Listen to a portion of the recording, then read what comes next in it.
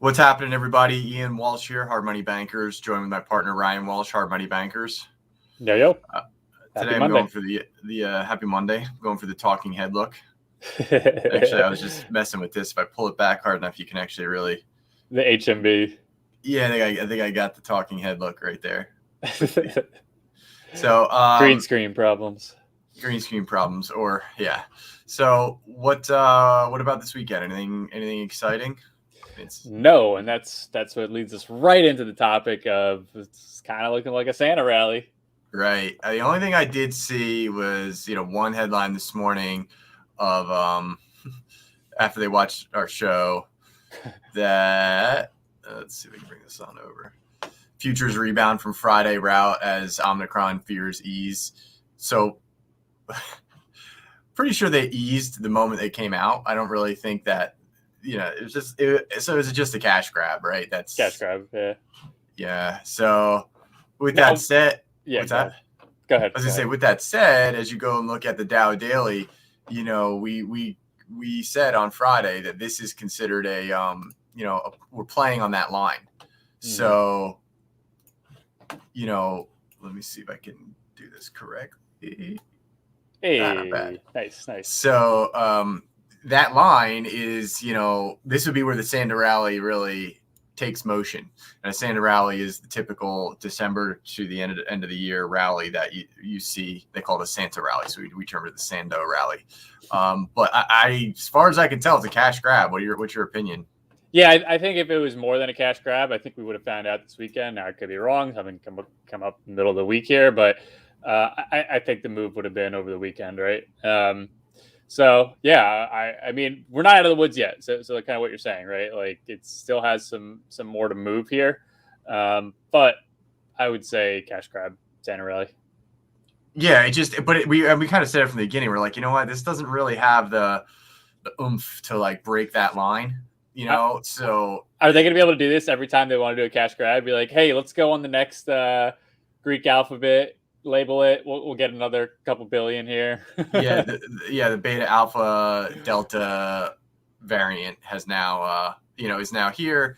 Drop it a couple thousand points and run it back up. So the thing I think we're really looking for from a catalyst perspective, though, is you're looking for a scenario of something that can't be solved, something that the world is not sure if it actually can be solved. Because when you're like, I don't really know if we're going to come back from this one. When you have that statement, and you're like, when COVID first came out, it was like, what's going on, right? Yeah. So, or can this be stopped, or is this the end of the world, or what's, is humanity going to be wiped out? Like that was the kind of fear. In 2008, you had the kind of fear that was like, is the slide of the housing market going to be able to ever be stopped, and how are we going to stop it? There was an unknown factor. Mm-hmm. But when you try to just scare everybody with, Omnicron, the third, we already saw COVID, we already saw Delta, now we saw Omnicron. Everybody's like, look. Like, unless everybody's dying in 30 minutes, this thing's like, there's nothing to be scared of. And then immediately within like a day, like certain countries were like, yeah, we're not locking borders. We're not doing a lockdown. Like they were declaring it right out of the gates. Mm-hmm. So this isn't a situation that didn't have a solution. Yep. Now, talking to a buddy of mine who was actually watching our show, he brought up a really good point, which is like, it could potentially be, instead of like admitting that it's inflation or admitting that, we overprinted, they're just going to be like, Omicron, right? Like blame COVID, right? So that way it doesn't look like we did it. That was a good point, You're going to see that. You're going to see a lot of like backward finger pointing at COVID, like they even tried to do that with supply chain. They started to say, oh, because of COVID, supply chain issues.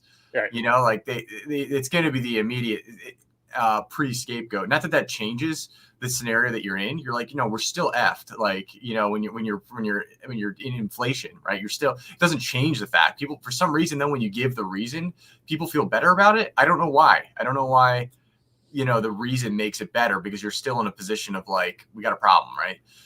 But I definitely think that'll somehow keep the pitchforks at bay. Exactly. Just point it back at COVID and go, yeah, here. Yeah, it's a good point. Like we could potentially be in the bear market, and if we are, they're just masking it with Omnicron. But we're gonna. I think as of today, as of right now, it looks like a Santa rally, but there's still room to go. Still things to happen. So we'll see. Yeah. The only thing I'm seeing here that's a little bit more of a little bit of interest here is a headline on Evergrand. Haven't seen one of these in a month or two. Mm-hmm. I saw that yesterday too. Yeah, Evergrand dollar bond puke as developer reportedly nears broad restructuring. So, I mean, they're just kicking the can down the road right now with Evergrand. Mm-hmm.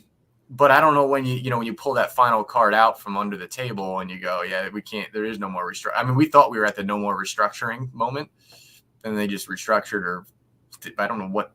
I don't really know, but this definitely appears to be a situation though where it's going to happen until it can't. So I don't really know when that is, though. Let's see if there's any dates. Evergrande indicated in its filing on Friday that it may not be able to fulfill its pledge to guarantee payment on the notes issued by Jumbo Fortune. Jumbo Fortune is the name of it. Okay. The developer didn't immediately respond to requests for comment restructuring. So they're just, I mean, it's going to be a game until it can't be. So I think that'll be lined up pretty closely with other events. I don't think it's all going to, I just think it's going to be multiple things stemming on top of each other. So we could have the bloodbath in Q1, Q4's reports, and Omnicron, is cured and blah, blah, nice Christmas, and then December 1, you just plunge. December 1 or January 1? January 1, yeah. And December 1 technically plunge. But that's really all I kind of see. Yeah, I mean, you want to give us just a quick Chartist, what we're seeing on that? I mean, to me, it looks like, we're still at that decision point, whether it was kind of like, we're not gone. Down. Yeah, we're not gone. We're definitely not. I mean, until again, so from a charting perspective, until you get back to all time highs, this is roughly where we are. And I know it rallied a bit this morning, but until you get back over all time highs, it's still a threat. Like there's still that threat of we could make a pivot through this gigantic trend line. So there's still news that can be had that we don't know of that's waiting, and it could be the inflation thing, could be whatever. But from a charting perspective, we're playing on the major trend line. It's really a grazing blow, though. It's not when you have that deep penetrating blow. So when that happens and you have it really runs over the line, it's a real threat to the stability of the trend line. Sellers start to step in and go, yeah, let's do this.